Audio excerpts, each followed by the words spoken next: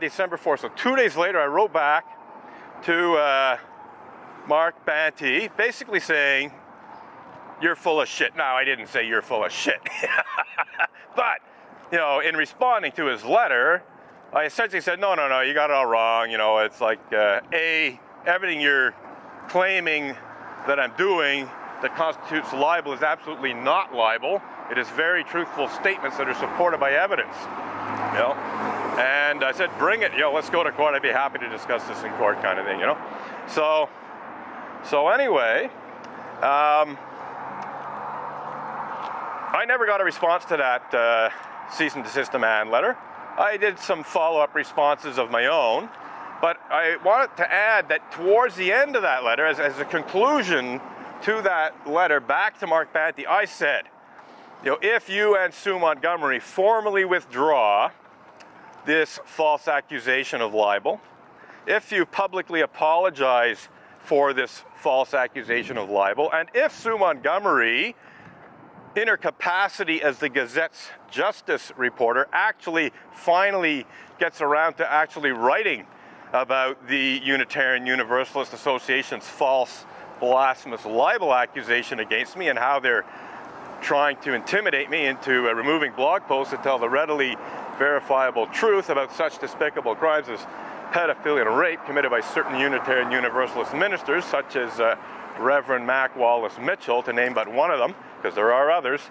I will forgive Sue Montgomery for all of her past trespasses against me, including this bullshit cease and desist demand letter, and I'll give her a clean slate for 2015.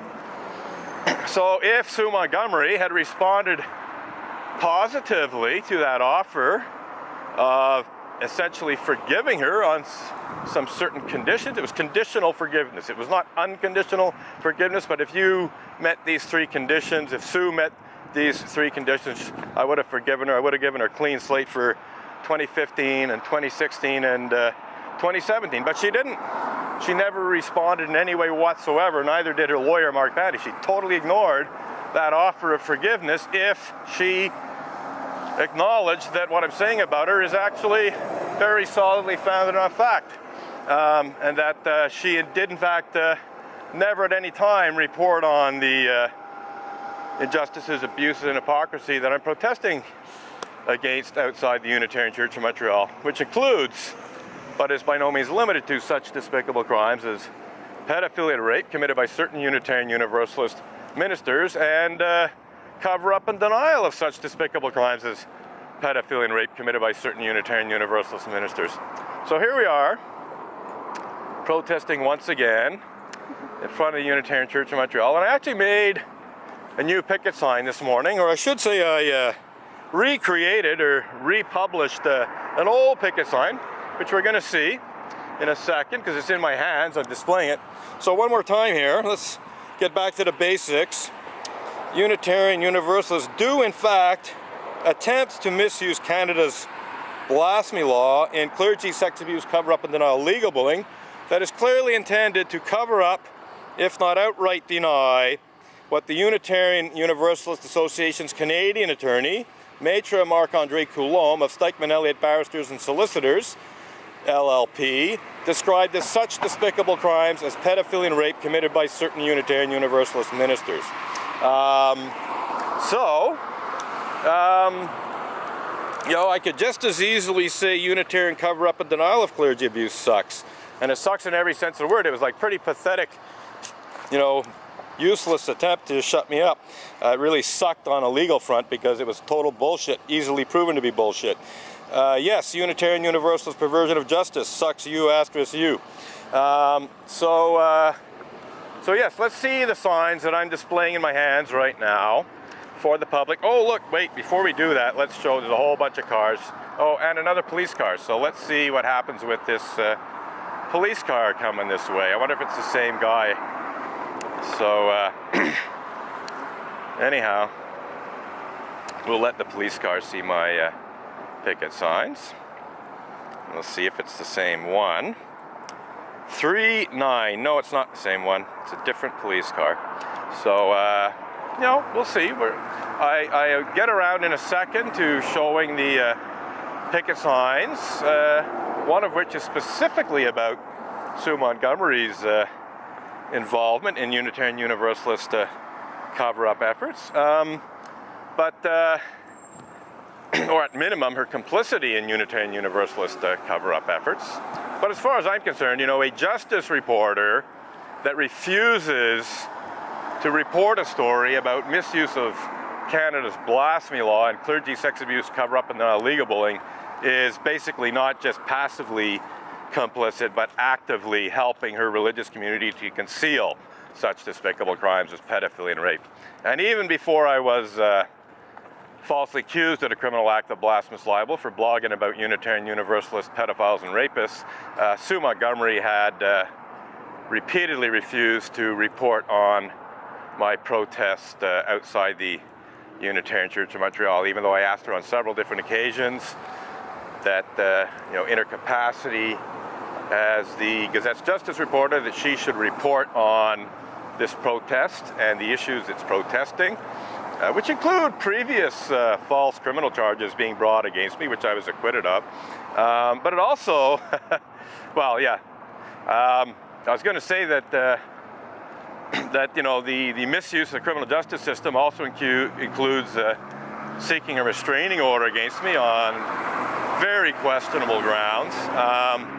Unfortunately, the bar is lower for obtaining a restraining order, and I think that's why they went that route. They basically made a whole bunch of depositions to the police, including Sue Montgomery, claiming, you know, that I was harassing them and that, you know, that I might come into the church and murder them all. Yes, there was at least one, but I think it was actually two of the depositions to the police actually suggested that the people who wrote these depositions, one of them being Sean Doring, believed or pretended to believe, because they could have been just lying, that they were afraid that I was going to come into the church and commit mass murder. That's what it comes down to. So yeah, pretty despicable stuff on the part of Montreal Unitarians in their efforts to shut down a peaceful public protest against such despicable crimes as pedophilia and rape committed by certain Unitarian Universalist ministers, to say nothing of certain Unitarian Universalist Sunday school teachers. Okay, so let's see the picket signs that the public are seeing. So there's still a lot of traffic, so I want the traffic to see these signs. So we'll let this traffic go by, and then we will display signs. I should check to see if this thing's still recording. Yes, we got a few minutes left. The camera records for half-hour periods with a little blip in the middle. I didn't hear what the guy said. I'll have to check it on the video later. Might have been positive, might have been negative. But anyway, the camera runs for a half hour and then stops. So I have to restart it, and sometimes it stops prematurely. Okay, so here we go. Here we go. This is what I'm displaying to the public today. So the attention-catching picket sign is this one, unsafe sect. No longer with a softening question mark on it. This is now a statement. In the past, this picket sign was softening the blow a little bit, imposing it as a question. And obviously this is a play on the term safe sex. I mean, that should be pretty obvious. And so my issues aren't just sexual abuse committed by Unitarian Universalist ministers and Unitarian Universalist Sunday school teachers, but that's part of the issue. And so, you know, that's why the play is there, because it certainly includes protesting against clergy sexual abuse and cover-up and denial thereof, protecting ministers who are guilty of all kinds of clergy sexual misconduct. And here's the other one. This is the one that concerns Sue Montgomery, and which I've displayed before in front of the Gazette. Helpless children have been raped by Unitarian Universalist ministers and Sunday school teachers, but the Gazette's retired justice reporter, Sue Montgomery, never reported the UUA's misuse of blasphemy law and clergy abuse cover-up legal bullying. That's an entirely truthful statement. There is not even the slightest inaccuracy there. And this is basically based around the being raped, never reported hashtag that Sue Montgomery created with another Canadian journalist to call attention to the difficulties that well, especially women face, when they try to if they report rape. Essentially they're saying if we report rape to the criminal justice system, basically we have a very hard time. And I don't disagree with that at all. But what I find despicable on the part of Sue Montgomery, and yes, I am choosing that word explicitly, I find it despicable that Sue Montgomery has aided and abetted Unitarian Universalists' cover-up and denial of such despicable crimes as pedophilia and rape committed by Unitarian Universalist ministers since I have brought that to her attention. And the latest that I brought that to her attention was December 6th of 2014, International Day Against Violence Against Women.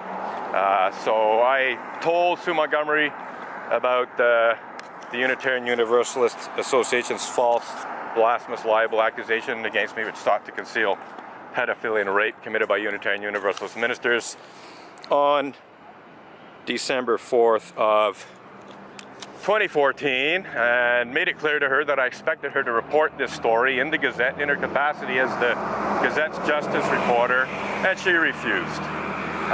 And then 2 years later, she set herself up as the great champion of victims of such despicable crimes as pedophilia and rape and other sexual abuse with her being raped, never reported hashtag.